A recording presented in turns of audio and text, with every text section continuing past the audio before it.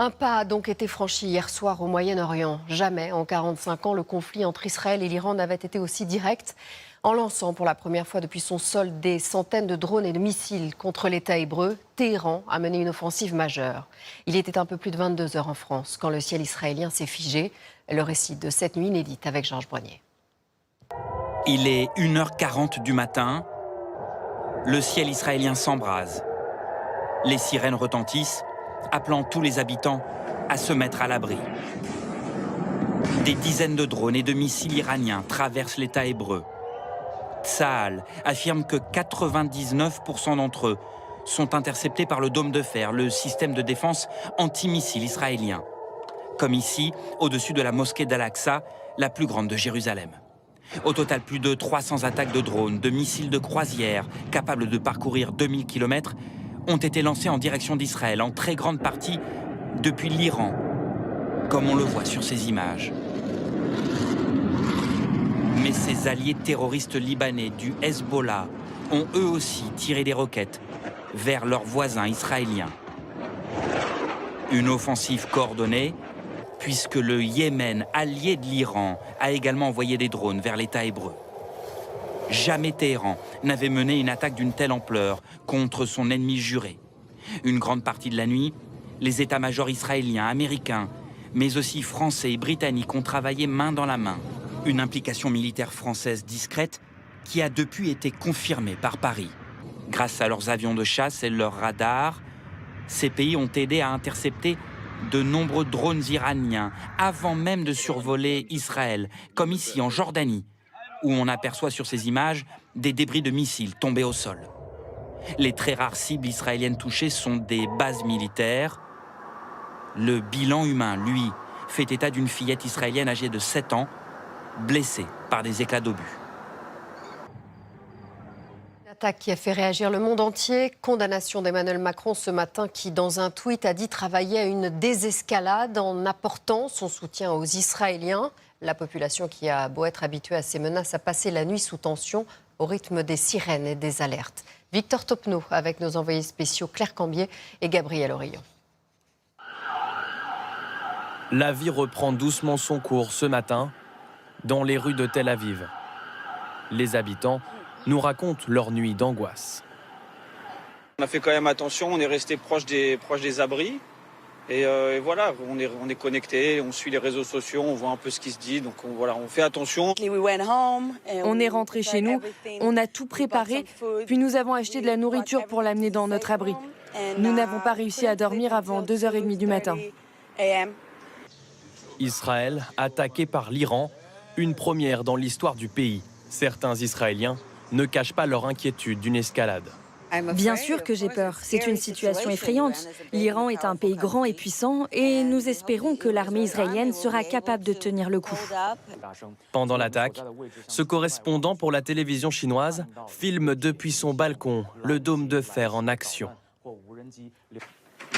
Une nuit au rythme des alertes. Nicole nous montre l'espace qu'elle a aménagé avec un épais volet blindé.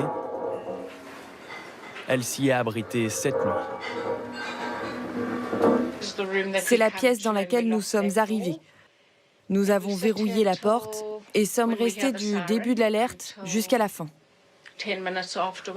Ensuite, on fait de notre mieux pour reprendre une vie normale jusqu'à la prochaine sirène. Dans tout le pays, les écoles restent fermées et les rassemblements sont limités à 1000 personnes, à une semaine des fêtes de la Pâque juive. Depuis cette nuit, tous les regards sont tournés vers l'Iran, vers Israël et son allié historique, les États-Unis. Quelle sera la réponse à cette pluie de missiles? Doit-on craindre un embrasement dans la région? On fait le point avec David Desarrojo. Depuis l'offensive venue d'Iran hier soir, plusieurs questions occupent les esprits. D'abord, pourquoi une telle attaque? La tension monte en fait depuis une dizaine de jours.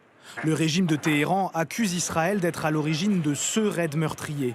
L'attaque d'un bâtiment diplomatique iranien à Damas en Syrie. 16 personnes sont mortes, Israël n'a ni confirmé ni démenti. Mais depuis, l'Iran n'a jamais caché sa volonté de riposter. Paroxysme d'une escalade entre deux pays, deux puissances régionales.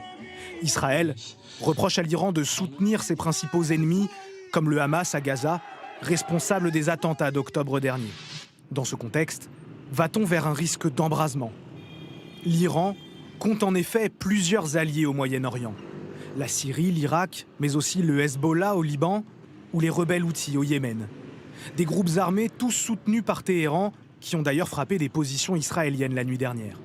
Ce matin, à l'ONU puis à la télévision, l'état-major iranien dit avoir atteint tous ses objectifs. De notre point de vue, l'opération est terminée. Nous n'avons pas l'intention de la poursuivre. Comment expliquer un tel satisfecit alors que 99% des drones et missiles ont été interceptés ? A priori, personne n'a intérêt à une guerre généralisée, ni Israël, ni l'Iran, ni les États-Unis, ni même toute la communauté internationale. L'Iran a répliqué en disant voilà, l'affaire est close, et la raison voudrait qu'on en reste là. Afin d'éviter une nouvelle escalade, quel rôle peuvent jouer les États-Unis ? Le président Joe Biden a écourté son week-end pour revenir d'urgence à la Maison-Blanche. Il a réaffirmé son soutien à Netanyahou, mais a d'ores et déjà précisé que les États-Unis ne participeraient pas à une offensive militaire contre l'Iran, de peur d'attiser un conflit régional à grande échelle. En Israël, à Tel Aviv, rejoignons notre envoyé spécial Claire Cambier. Benjamin Netanyahou a averti hier « Quiconque nous fera du mal, nous lui ferons du mal ». Les Israéliens que vous avez rencontrés, Claire, se préparent-ils à une riposte de leur armée et la souhaitent-ils ? Bien clairement, tous les Israéliens avec qui on a pu échanger ce matin se rejoignent sur une chose. Israël n'a d'autre choix que de réagir, que de répondre à cette attaque massive. Il faut se montrer ferme, nous a-t-on dit. Et même les plus pacifistes d'entre eux nous expliquent que cet affrontement, ils ne l'ont pas choisi, que c'est finalement la continuité de l'attaque du 7 octobre. Alors beaucoup espèrent que cela ne mènera pas à une guerre ouverte avec l'Iran, mais certains s'y préparent, font des stocks notamment. On attend de dorénavant la décision du gouvernement. Un conseil de guerre doit se réunir à 15h30 heure locale, d'ici moins d'une heure et demie. Le porte-parole de Tsahal, Daniel Hagari, a lui indiqué qu'il prendrait la parole à 18h. Mais vous le voyez autour de moi, pas de panique de la part de la population. La vie a repris et c'est finalement une journée normale, ou presque. Merci beaucoup Claire. Claire Cambier en direct de Tel Aviv.